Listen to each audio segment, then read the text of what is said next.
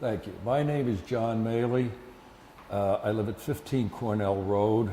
I am the Dawson's neighbor, but I'm not here for transportation. I am a retired state employee at a retired federal.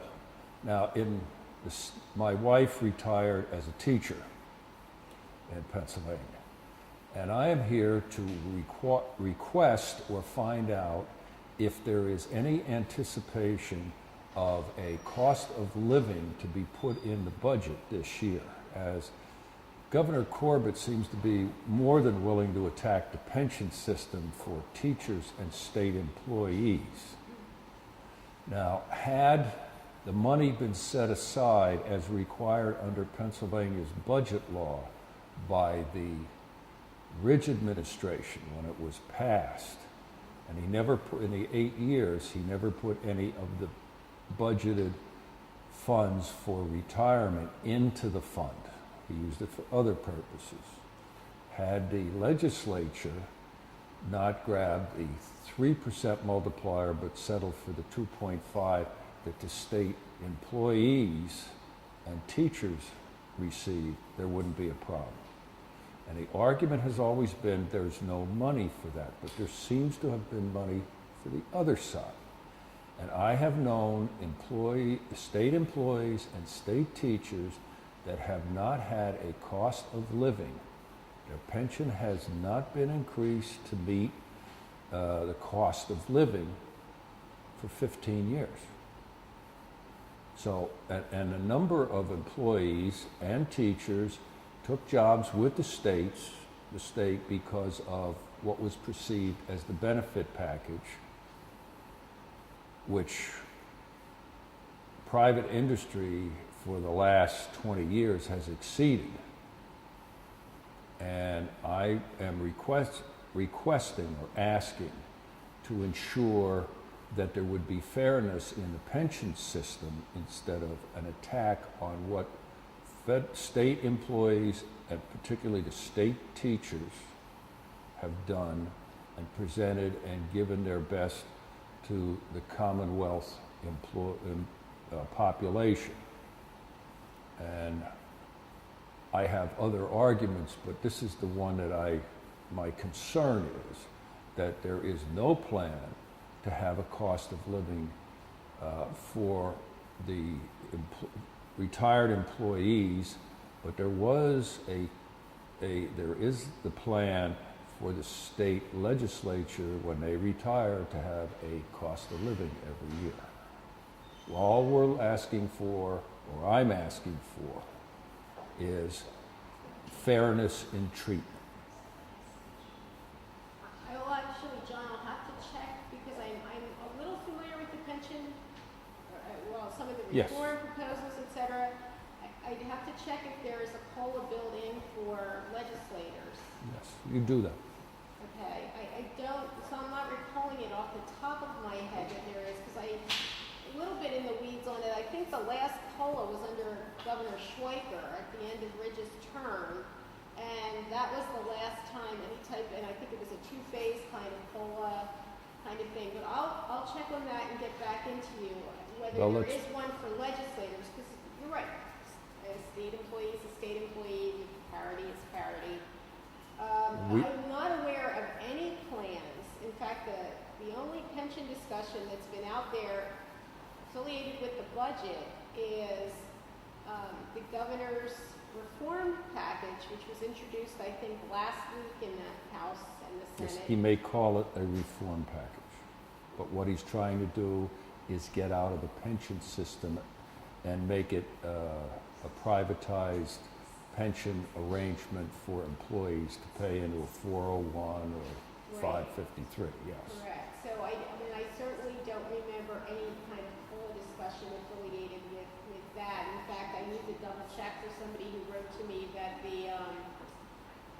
it's an already retired person who is concerned that their pension will be affected, and I am 99% sure that No, I don't believe it'll be future pensions. Correct. It's not anybody who's current. I wanted to make sure I put that person's mind at ease, that they didn't have to worry about that. So I'll be happy to check on that what the COLA situation has been historically or what is currently in statute. I know I've heard discussion about this come up probably from folks like yourself. I know there's a coalition of retired folks. AFSCME is involved in it. Okay, The Retired Chapter 13, I'm a member of that one, but I'm not here speaking for them. I'm speaking for myself great. and for my wife. Okay. And then if those, you know, you worked at a time when salaries were probably Hot and lower, heavy and much better in the private industry. comparatively speaking. Though. Yes, for this, Okay. and your pension was predicated on the salaries you had at the time that Yes. you were in public service. yes. Got it. Okay. That's. And I worked in, up at Spring City for the Veterans Home, Okay. and I ended up in prison as the Okay. business manager down in Chester. And there are some jobs people will not take. Right. So this is, yes, and Yes. I am familiar a little bit with the history of historically the benefits were to make up for salary that wasn't as competitive in the private sector, et cetera. So then the pension would be predicated on those salaries. And then I don't know if it's possible to do a COLA for just a certain sector of retirees versus those who it would have to be done across the board. I don't know Yes. if it would have to be done across the board. Yes. And they have not had one, as you said, since Mr. Schaefer Schweiker left office. And that's been a while. Yes, well, And Well, prices have gone up they- considerably since then, they have. just to fill up the gas tank. Correct, no doubt about it. I'll be happy to look into this and also see where that conversation may be currently and to, Bring it up at the budget hearing. Yes, Thank you. yes, we'll be happy to do that and we'll make sure Lisa has your contact information so we can get back to you with some answers or some information at the very least. Okay. All right, Thank you well, very much. Thank you for coming today. Thank you for letting me jump in. Well, I'm Amara Briggs. I'm a resident of Bala Cynwyd. I'm also the president of the neighborhood club of Bala Cynwyd. And I want to thank you, Pam, for your support on, we had a little problem with our state liquor store on City Avenue. And just by using, I think by the liquor commissioner seeing that I had reached out to you, I think that kind of got everyone a little motivated to get back to us a little sooner than before. And the good news is that the person that owns the building is now a little more cooperative with us. So, and it's not the state liquor store's problem; it's the building owner's problem. They have to take responsibility for it. So we appreciate it because, you know, the neighborhood looks terrible, and it's bad for the state liquor store. Oh, You know, absolutely. I'm So. glad you saw a little bit of action. Yes, we're seeing some action, some cooperation, and they're talking to each other, and so that's a good thing for our neighborhood. But if we do need more help, we know where to find you, for sure. I actually wanted to come today and talk a little bit about the transportation bill, the pending transportation bill, and you know, there's not a ton of people here, but for the public, the Neighborhood Club of Bala Cynwyd is one of the oldest civic associations on the main line, and our role is to protect the neighborhoods and also to preserve the commercial corridor that we line with, such as City Avenue, Bala Avenue, Belmont Avenue, which are all major thoroughfares.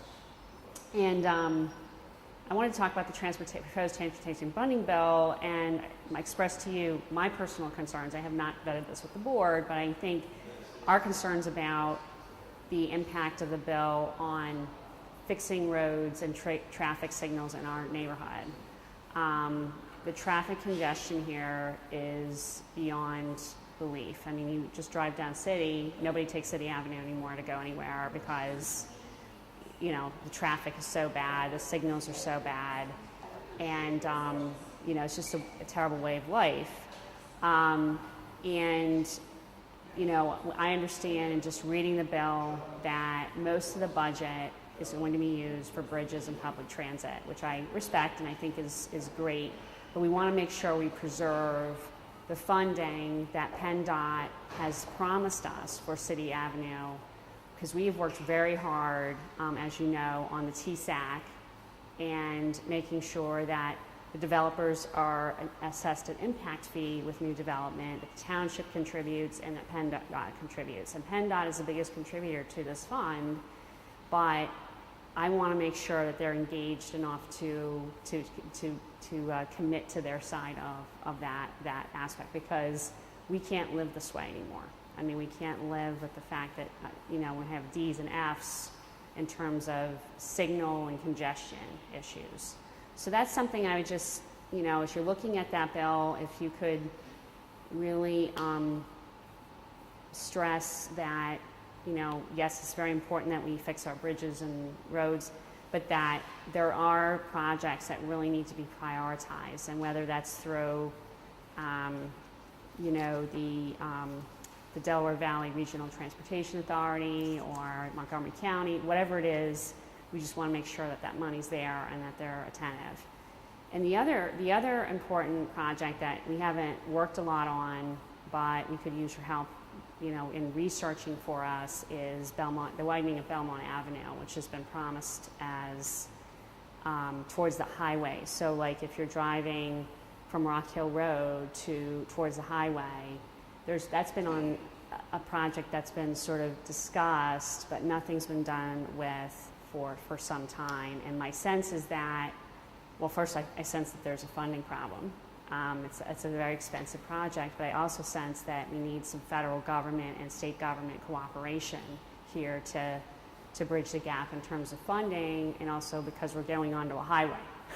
We're going onto a highway, so I know that MAP 21, which is also, something PennDOT administers, it sounds like it does, is on the books and is supposed to be used to facilitate, better highway use. And I'm wondering if that's something we can try to research and work with together, because it's becoming, it's not only hard for traffic congestion, but it makes the area look like blighted.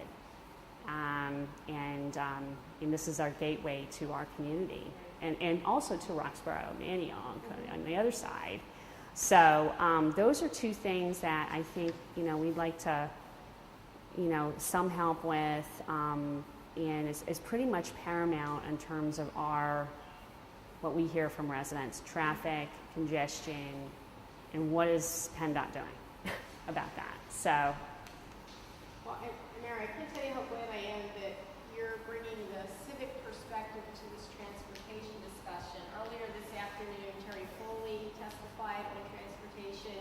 Yeah. And we're very supportive of Terry and his efforts as well. And the good news is the Belmont Avenue and Schuylkill Expressway project. I try to meet with the commissioners in the 194th periodically, just to catch up. So we've done this twice so far, August and then in February. And both times we discussed this. And with the transportation funding proposal that the governor made, we thought this was a great opportunity. So a group of us went to the Montgomery County Commissioner, Oh, yeah? who oversees this, Leslie Richards, at the end of March, because we wanted to try to position this project because we know where it's at in terms of the status, and we wanted to try to get support locally so we can keep kicking it up the ladder. And on May 7th, I met with the Secretary of Transportation about this project. Oh, great. So, and I'd be happy to give you all the detail, all the notes back and forth. Great. We had a powwow at the township building involving township staff, outside engineers, all three commissioners of the 194th were there. Great.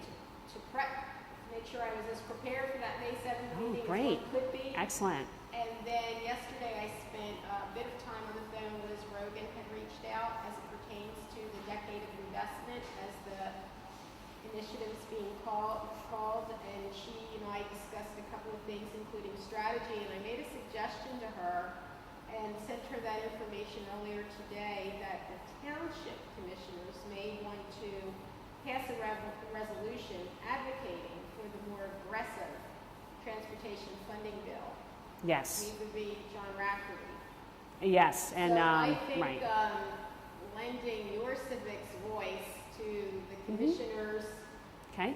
that represent the territory that the Neighborhood Club of Bala-Cynwyd covers, Right. and having them weigh in with the commissioner of the board, the timing couldn't be more perfect.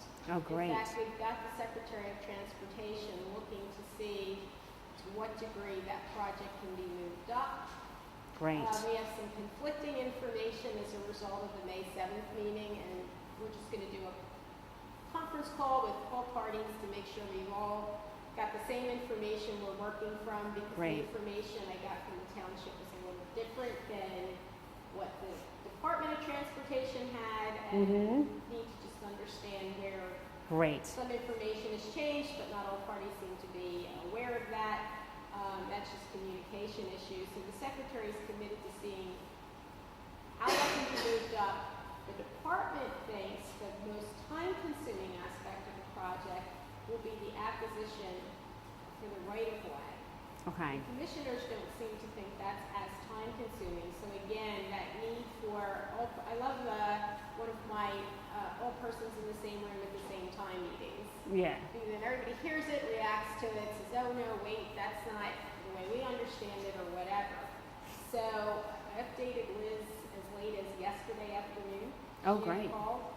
I want to say where she was concerned about the township and getting transportation support for projects. You know, right now the way it's set up, they're talking to individual representatives. Laura Marion has 3, so this is a case where Yeah, right. that's a good thing, Right. because that's Yeah. maybe 3 times the amount of consideration than if there That's was 3 just votes, one. right. Exactly. Possibly. So we'll see how all this plays out. So I'm excited to hear Oh, this from good. a civic perspective. Oh, You yeah. have no This is a idea. big deal for us. Absolutely. This is good, because I had Well- said earlier, when I make the rounds of civics, Yep. and I know I need to catch up with the neighborhood club this year. When I make the rounds Absolutely. of civics, I hear 2 things consistently, whether I'm in West Parkside, East Falls, Bala-Cynwyd, Roxborough, or Manayunk, and it is development and traffic congestion. Exactly. And membership.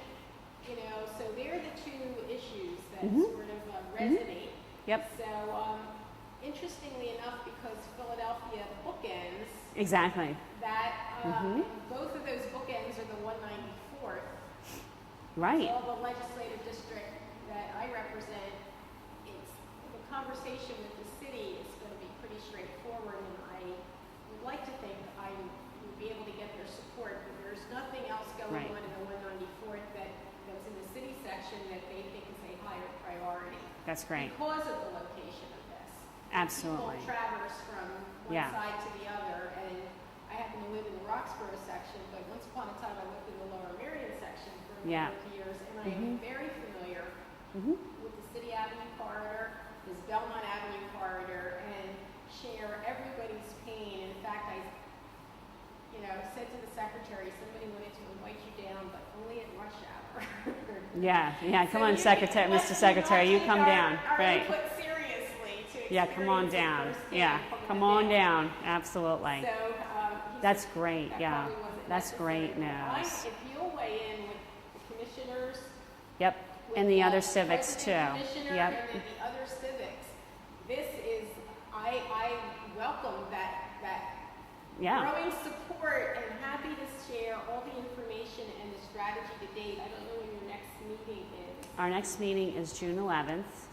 You're in session, because you're on a Tuesday. Yeah. So, but if there's anything, you know, Maybe we could sit down outside of that. Absolutely. So I can, Yeah. like I said, bring you up with the notes, or tag you into that conference call. So Absolutely. you're getting firsthand information. So the good news is the discussion's been happening in earnest since February. yep.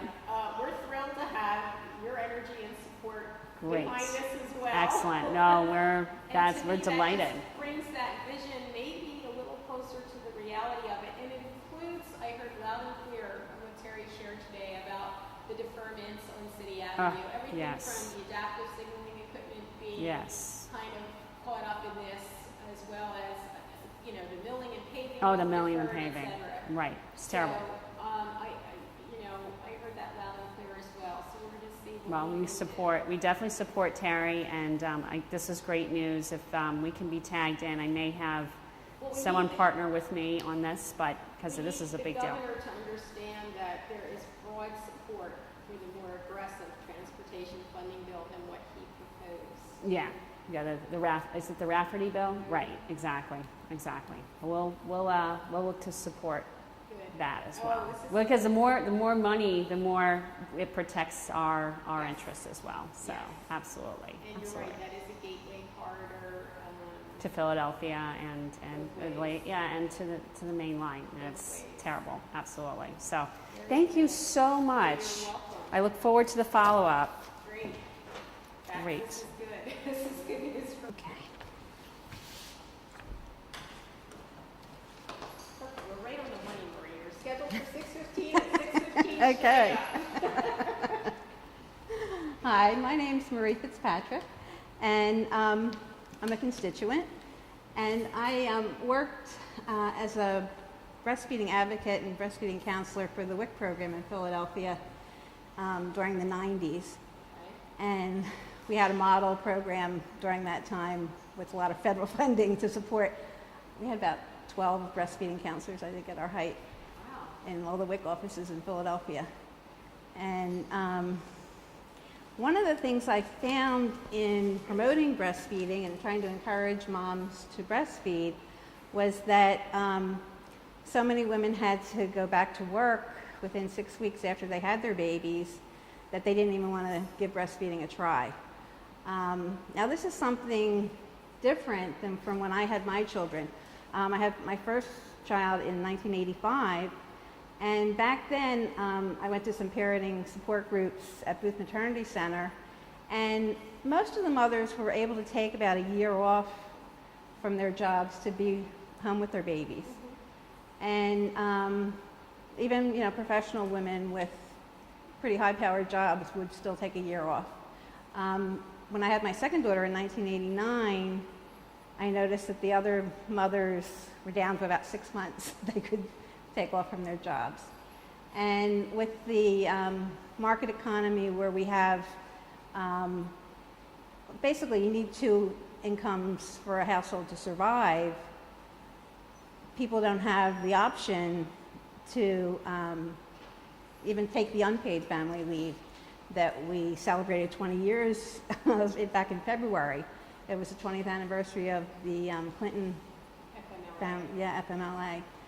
And, people who are able to take it, think it's great.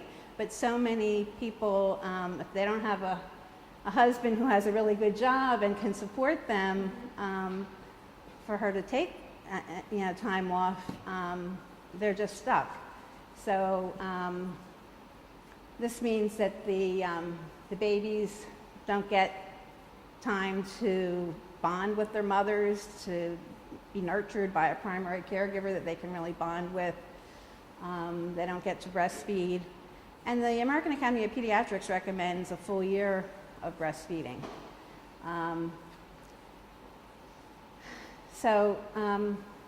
What I did, about a year ago, I started some petitions for paid maternity leave on moveon.org, and it's called Sign On, and also on change.org.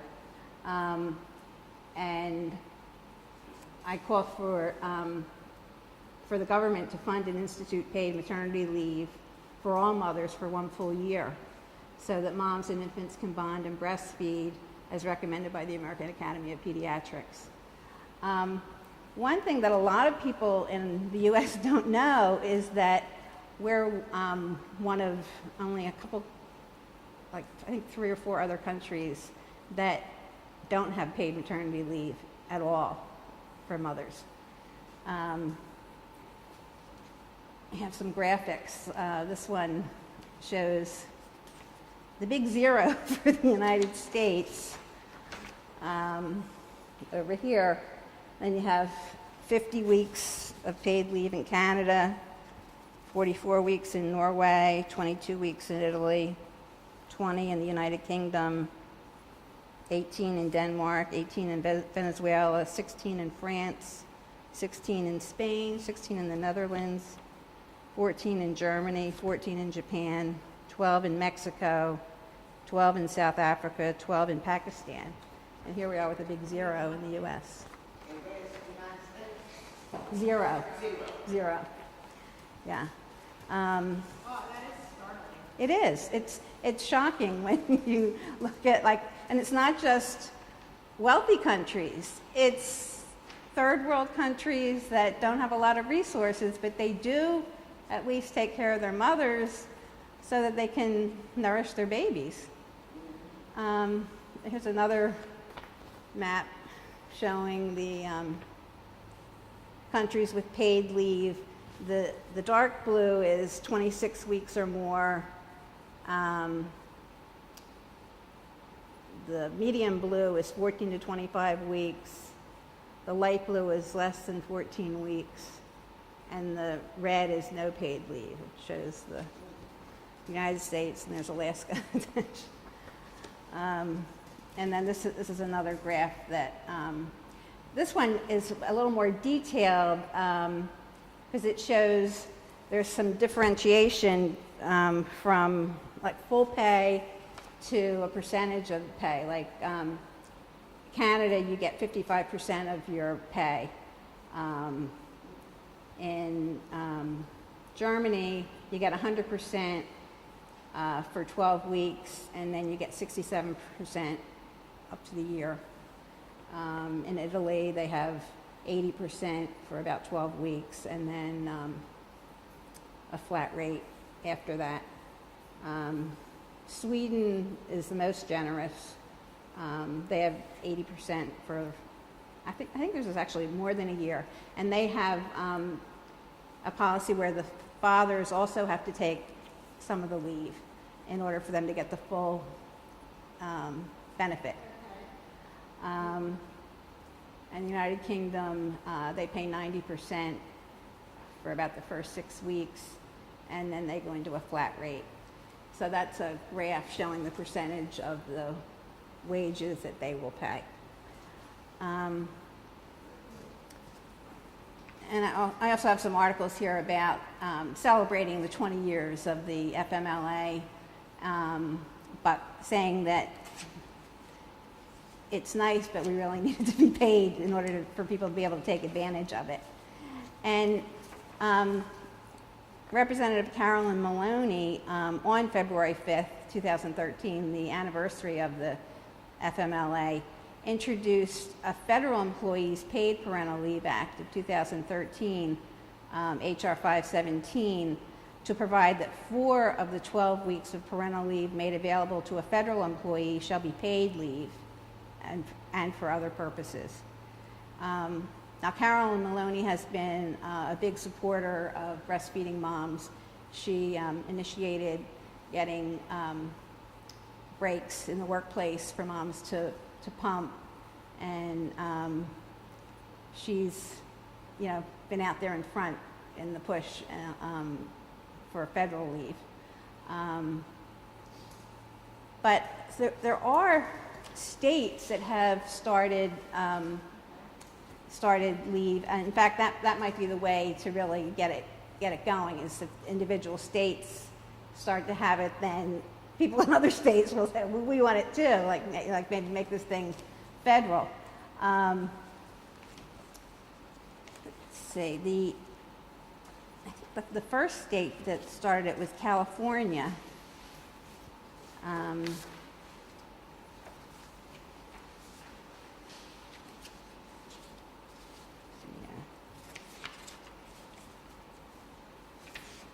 They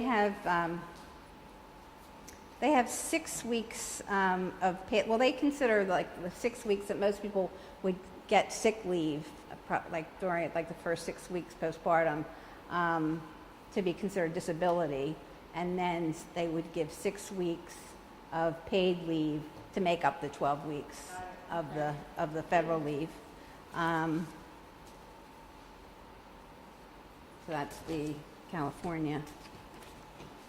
And New Jersey started a program where you can claim family leave insurance benefits to bond with a newborn child during the first 12 months after the child's birth. Or you can, if you're a biological parent, and also you can take it to bond with an adopted child during the first 12 months after the child's placement.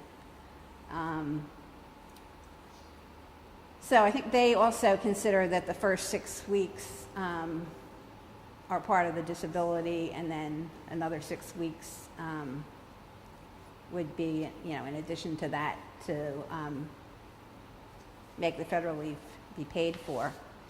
And Washington State, they legislated family leave that they haven't put in place yet because of some financial difficulties, but that's supposed to go into effect in 2015. And theirs is actually more generous, where they don't start their counting the leave until after the 6-week disability leave would be over. Then they would say you could have 12 weeks of paid leave after that. And they also had some generous things where even if a mom was on disability or bed rest before she delivered, and so they would give like 6 weeks of prenatal time off, 6 weeks postpartum, and then another 12 weeks so that she would get 24 weeks altogether. So they wouldn't discriminate against a mother who had issues and had to be on bed rest, that she wouldn't lose time after the baby was born. Because I actually ran into that, because I subbed in Lower Merion, and one of the mothers I was in for last year was on bed rest, and she had to return to work. I think they counted the 12 weeks, and her baby was also a month premature. So here's this little tiny baby who's probably about the size of an 8-week-old, but the mom had to come back after the 12 weeks or else her job wouldn't be held for her. So that's another issue, having the jobs be held for the mom if she does choose to go back after the leave.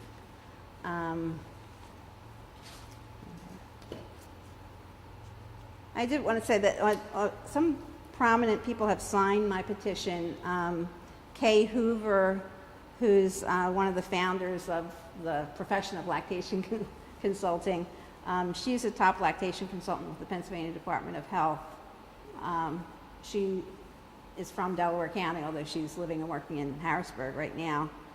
Nikki Lee, who's the top lactation consultant with the Philadelphia Department of Health. She lives in Elkins Park. Ina Mae Gaskin, who's the mother of modern midwifery. She's from Tennessee, but she signed my petition. Selma James, who's the founder of the Wages for Housework campaign, calling for women's unwaged work in the home to be measured and valued in GDP. Right. And also Pat Albright from the Every Mother is a Working Mother Network. I also had some prominent Washington journalists from the Watergate era sign the petition when we were down in Washington for Mort Mintz, who was one of the muckraking reporters.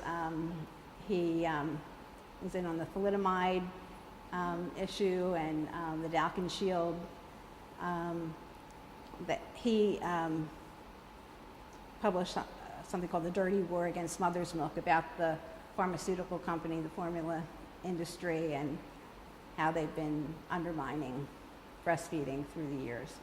So at the reception, well, his old friends from the Washington Post were there, so they signed on to my petition too. So it's gaining support, especially, as I said, when women find out what they have around the world and that we don't have it here. And this is also, I found this online. This is A Better Balance. It's a website that has a model state paid family leave statute that might be helpful in terms of coming up with a bill for Pennsylvania.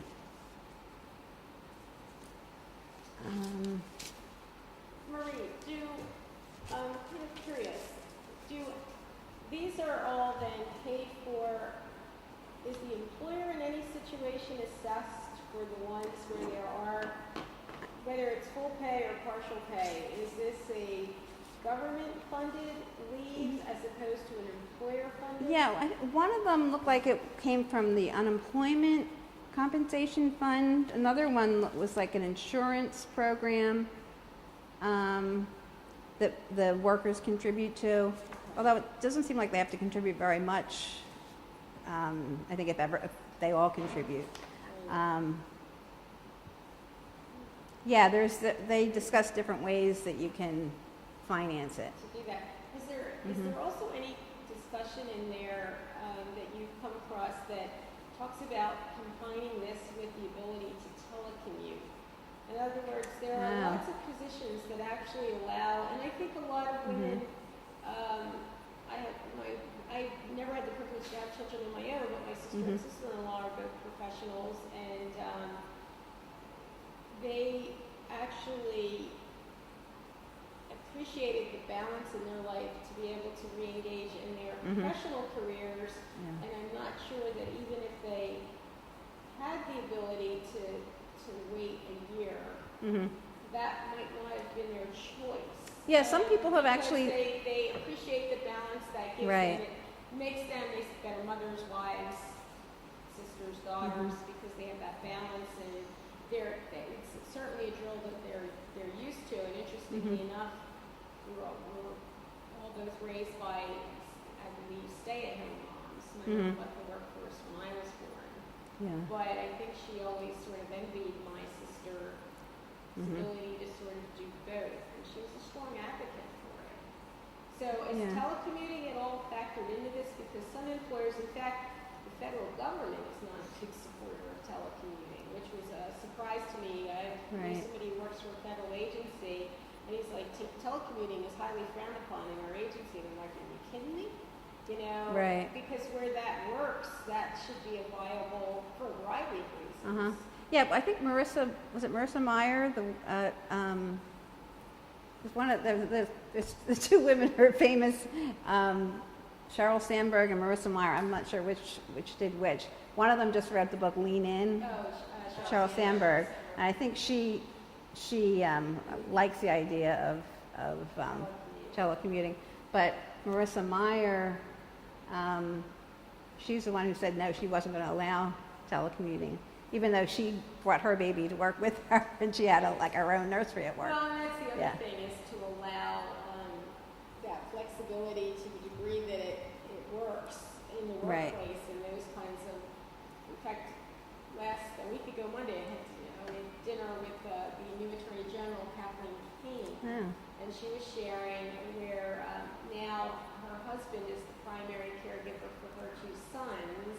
And he was sort of like, oh my God, honey, how did you do this when you were working for the Luzerne County District Attorney's Office and doing this? And she's like, on the days that the babysitter didn't show, one kid under each arm, they're a year apart, take them in, hopefully the administrative assistant is of good cheer, and, I got a trial that starts at a half hour. What do? You deal with it. Right. So, and as an employer, I've always had a work environment that supported children being parents when necessary. Right. And that's another thing. Like, a lot of women will pump at work if they have their own office or a clean place where they can pump and have milk available for whoever's taking care of the baby. But a lot of the lower income moms are not in jobs where they have privacy like that, or the atmosphere is not great. So is the ability to pump just I don't want to say it's easy, but would that be a relatively reasonable step toward extending breastfeeding? It is reasonable, but it's not great to do it at the very beginning. Right. you really need to establish Sure. the skin-to-skin contact, you know, with the baby. A lot of, There's a variety of steps along the way that we could or should be doing Right. perhaps to support this. And we have a lot of discussions now, or lately, in the last 29 months I've been there in the house, that have to do with a variety of topics in and around reproduction. And I often think if if men could get pregnant, these discussions would be very different. Exactly. And men readily agree. yeah, They readily agree Yeah. that some of this discussion either wouldn't happen at all, or it would be resolved very quickly in a very different way. right.